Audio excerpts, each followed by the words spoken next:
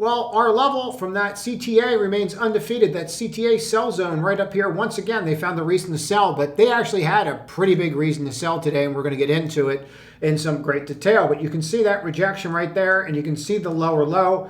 We talked about the overbought conditions yesterday in yesterday's video. If you're new, you'll note that these are all linked together starting from Saturday, and they follow through all the way. Everyone will remember this bar right here. This was what? That CPI, month over month negative report. You had that 1, 2, 3 breakdown, and you've never really recovered from it. You've just been training it. Every time you get near it, you find a reason and you sold down. But you had a real reason today. And this followed through into other sectors as well. But if we look at the S&P 500, it really doesn't look that bad. It just looks like, oh, we made a new high and then we reversed. It was actually a lot worse than that if you drill into this and just look at when it happened and why it happened. It was really just straight down once the news hit. There were two huge pieces of news, and we will get into those pieces. But you can see right when you broke 5,900, that was it. You never came back. You tried all day long, but it was very, very light. And frankly, I think people are a little confused by the news, and we're going to get into it. But I do think it's important to note that the ES had a really tough rallying just like the NASDAQ did. But from my perspective, the NASDAQ was a lot nastier. And it's definitely these levels that are of concern. If you start watching these sell down levels and the fact that you can't even get over them, that's what always gets to me, really, is if when you have a level like this and then you just could never get over it. Now you're trying, but you just couldn't. You undercut and then you just rallied into the close. We just had short covering, which was really it. And you see how they worked you down all day, where you just see these, peaks, and then they just kept testing this level until finally it broke. And that's what happens. If you're not going to endure long enough, it will break. But here's what's interesting about this. It tied right in with the levels we went over pre-market today. So if you watch our pre-market levels, which we do go over every single morning between 8 and 8:15, you'd see we tested it. And then right after there, you started to try to bounce. And it really, unless you're trading options for about 3 minutes, it was very difficult to make anything off of it. Bounces, tries again, and undercuts. This is a really significant level because you've held it several times, and you want to make sure that you hold this. You want to make sure that you don't lose this level. And I'm not so sure that you're going to hold it because there's a couple things here. With some of the uncertainty that came out, and we're talking about the earnings releases, one that was released by accident, wasn't supposed to come out to this evening. They weren't good. A matter of fact, one killed retail, and then you have a big date of retail sales coming up. You had some econ data, but that wasn't it, and we've lost another key driver too. But you can even see it here. Watch the 10-year for a second. They actually just started buying the 10-year again and saying, oh, we look weak. And then that drove a whole other group of sectors up, which is actually a good thing. But it's very clear the trajectory, no matter where you stopped, whether it was here and then the retest, you were never really able to get over those higher highs, were you? You just never could. And then you just kind of kiboshed into the end of the day, and then people just closed. And now we have to wait for tomorrow's news. I think the best way to cover this is to go over everything at once and then drill into those names and sectors that actually moved. So Empire State Manufacturing comes out, and this is not a big number, but they have it black here in bold. Now, usually, if it's super important, this is trading economics, they will have it in bright red. So I would say that this is of significance. But you came in negative, which means contracting manufacturing index right there, 3.8 versus 11.9, and you want to pay attention. And I think that's a really big deal. I really do. I think it scared people a little bit, but then you had a little bit of bounce in the market, and you went from there. Come into 11.30 after some other news hit. Look at these auctions. All of a sudden, they got a lot tighter today, didn't they? There was a lot more demand, and we'll talk about that demand. Now, for those that don't know, what's in front of you right now is called the CME FedWatch tool. And what this is this tells you whether or not you're going to have a rate cut. Now, if we were to look at this ease, there is a 97.5% chance of a cut, and there's a 2.5% chance of no cut. This tells you exactly the current target that we're on, and this would say 2.5, telling you that you're going to keep this. 97.5 is going to take you right to here, and that would be 25 basis points. You can see how this has been progressing by looking at it from a 1 month, a 1 week, a 1 day, and what happened today. So when we started this morning, you had 16% chance of no rate cut. Well, what happened? Well, a couple things happened. A couple companies came out with earnings and scared the market. We're going to get into that. But look at that, 2.5% chance from 16 and a 97.5% chance. Now, people may say that this might have been a speech or two by a Fed chair. Now, it's very clear what's going on here. The market got spooked, and it got spooked specifically by two companies. Now, most people don't know to watch Louis Vuitton. It's an overseas company, and they don't even really pay attention to it, and that's fine.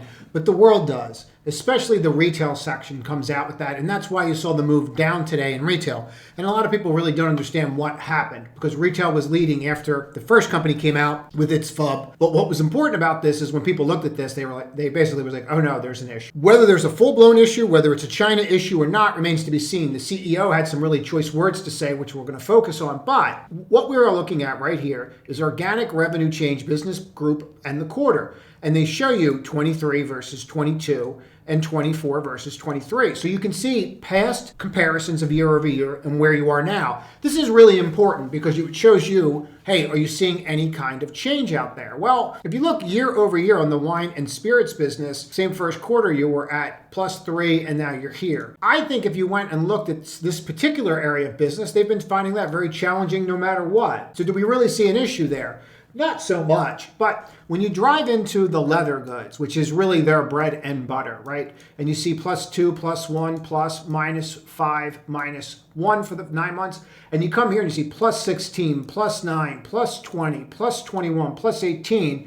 Well, that is a real problem, okay? A real problem. And that shows slowing demand for product. Now, you could go into these others that are single digits and compare those to the double digits. And yeah, that's definitely something to watch. You could go here and say watches and jewelry are down at a negative, where they were double digits, and over the 9 months, they were high single digits to almost double digits in here, right? If it wasn't for that quarter. Yep, that's definitely an issue. In selective retailing, 28%, 25, 26, 26, 26. And then all of a sudden, what happens up here? 11, 5, 8, 2, 6. Well, this is cut by 70%. So not only do wine and spirits, which seems to be a real issue for them, but leather goods for Louis Vuitton are negative year over year for the past 9 months. That's contraction, and that is contraction of the high-end market. Now, the majority of their growth does come from China. Okay, that is important to understand there because we already know that they have issues. But this does set up a big yellow flare that retail could be having a problem.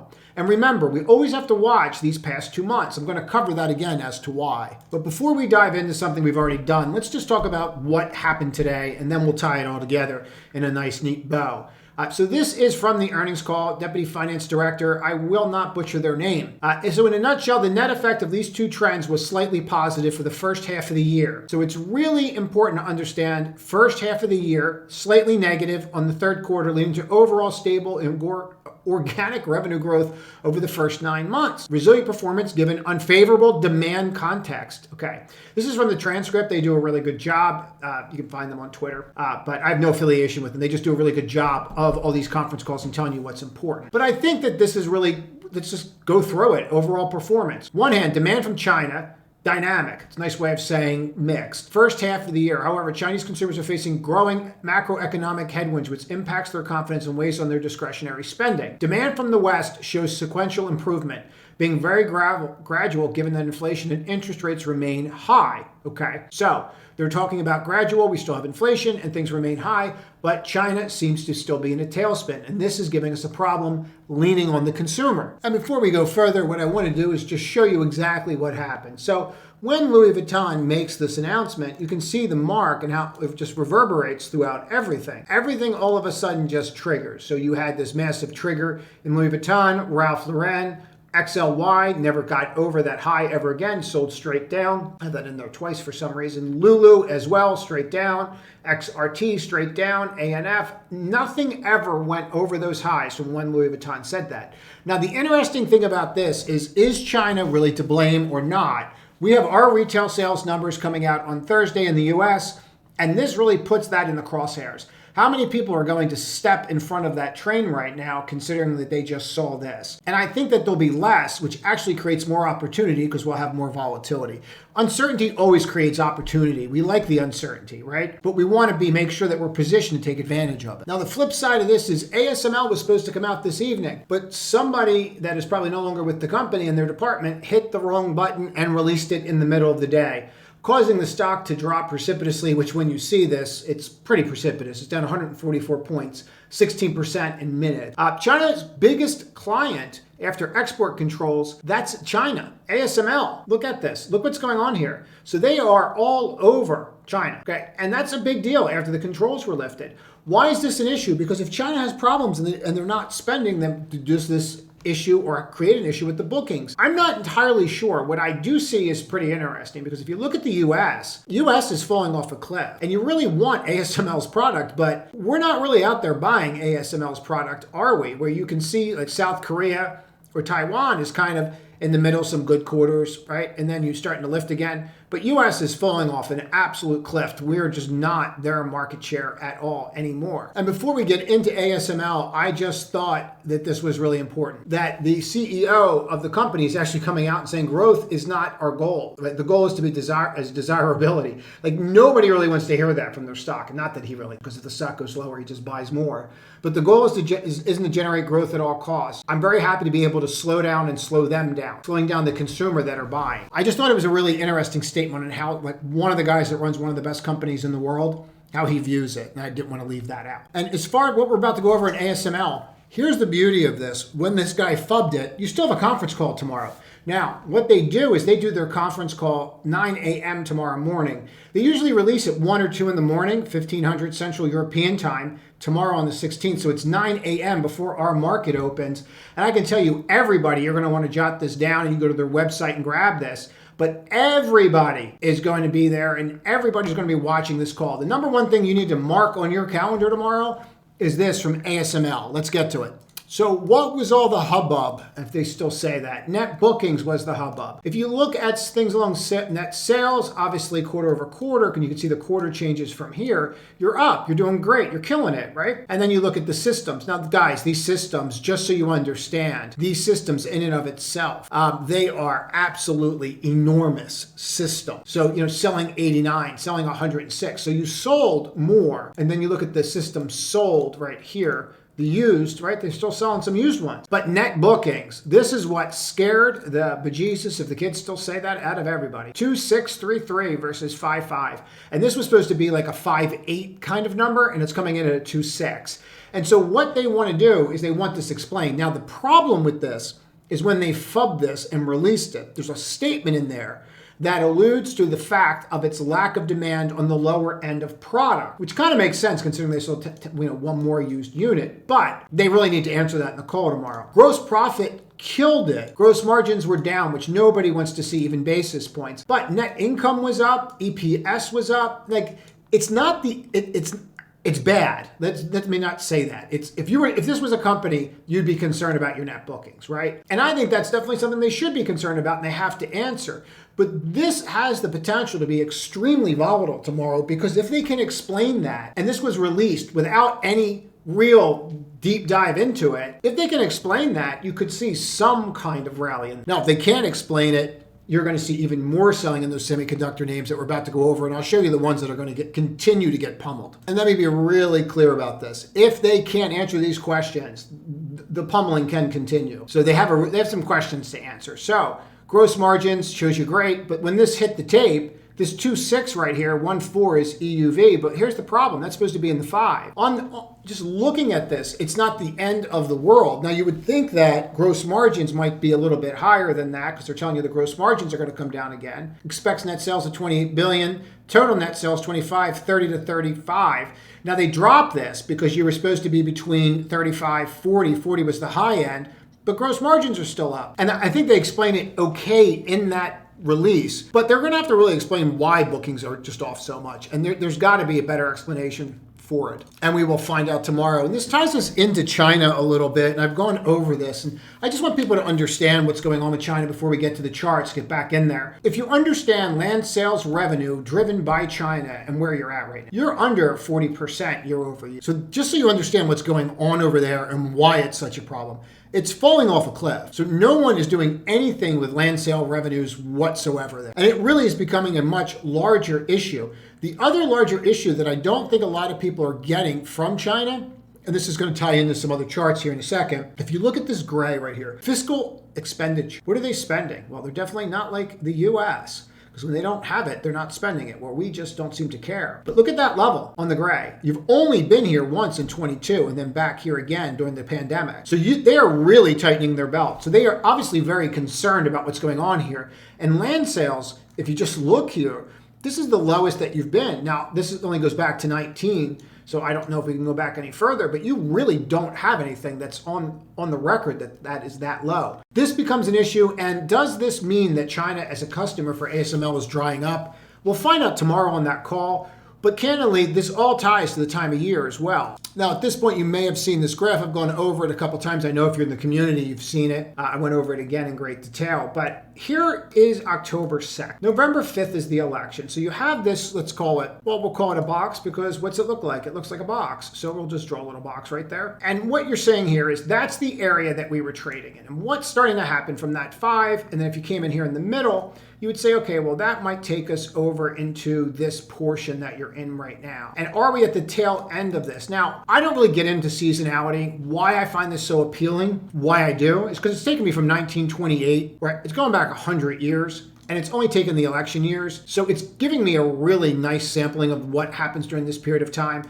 And you're really in here somewhere. They're blending it together. So you're seeing something like this blend together, and then maybe there's some kind of rally, maybe not. But seasonally, there's a lot of nonsense that goes in here, and then all of a sudden you get into November, and then we usually lift once we kind of figure out, who's going to be in, who's not. And I think this is really important for us to note, and I think it's very important for us to pay attention to. But the other reason we are moving the way that we are is because are we going into a recession or are we not going into a recession? Now, after they have the first cut, you're at that 0 line. And then as it gets into the second to the fourth, what you're going to see is it starts to get clearer. So the gray, right, you can just see where the gray is and how the gray is bouncing around. And that shows when we enter a recession, what happens. Well, if we cut rates and enter a recession, S&P drops. If we cut rates and don't enter a recession, S&P goes up pretty nicely. This is the camp that I'm in, just FYI. And it doesn't mean I'm right, just the camp that I'm in. And at the time that they did this showed exactly where we were with the current axis with the Fed cut. And if you look at this very, very clearly, you could argue that it mimics either one of them. But it doesn't really matter. What matters is what happens in this 2 months. That is why you're seeing the volatility in the market that you're seeing right now. Please understand that.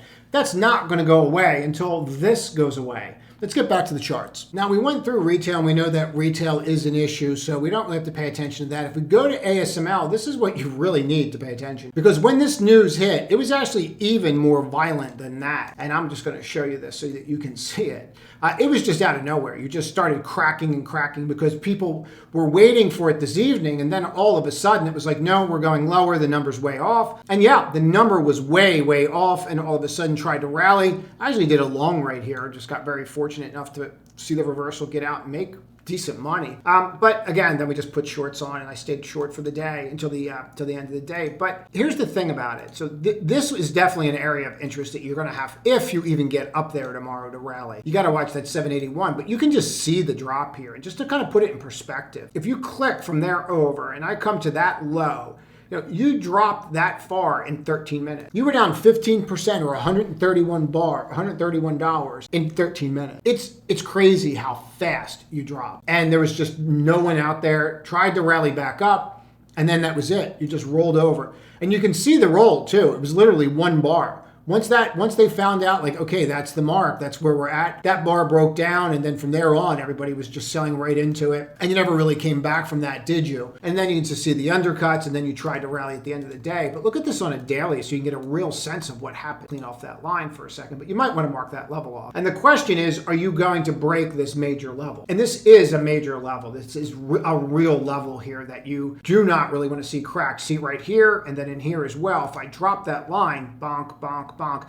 I mean, you're going back years to this level. Now, can you crack it? Absolutely. But that is a major resistance that you hit today. And you don't want to see a 6 handle. Now, it's actually probably a little bit lower than that, or a little bit higher than that rather, but you really don't want to see that. You certainly don't want to see the undercut tomorrow, which would be 717. Just FYI, at the time of recording this, I do have a long position in this. I just personally think that they might be able to explain some of this around 9 o'clock tomorrow to make it, put some lipstick on the pig and actually get some kind of rally out of it, and maybe that translates to some of the other names, but it certainly doesn't look that way if we start going through it. For example, like the SOX was straight down, and I'm going to show you 3 names that will get absolutely smoked on this. Goldman cut their earnings on these 3 names recently, but that is a complete, utter, super Mutombo right there. Like, that's the legend of Mutombo. 1, 2, 3 right there. It doesn't get any clearer, guys. And then it is what it is. I mean, I could say anything I want, but that's what we have. We didn't break the 55. You can't be loving tech after watching this. The goal is explain the bookings so it's not a dumpster fire with a bunch of raccoons floating down the river, please. And then maybe we can move on. But nobody's waiting for that to move on. No one's waiting for that text saying we're getting back together, right? You can just see straight down on Lamb. And then these are the names tomorrow. If they don't do well on this call, if they can't explain this call, you will see Lamb, you will see AMAT, you will see KLAC. They are the three. They will get destroyed. They will get absolutely destroyed on this because they need to rally. Now, what's fascinating about this is it's happening, and they say AI is strong, but it's happening right before you're going into Taiwan Semi's earnings tomorrow night. So that provides an opportunity there for us as well. So this is going to be a really interesting trade tomorrow, and I certainly wouldn't want to sleep on it. A couple other things I do want to point out, but those three names in particular, we can cover in the video. I think it's pertinent too. I've got 4,000 lines on it as I watched it fall apart today.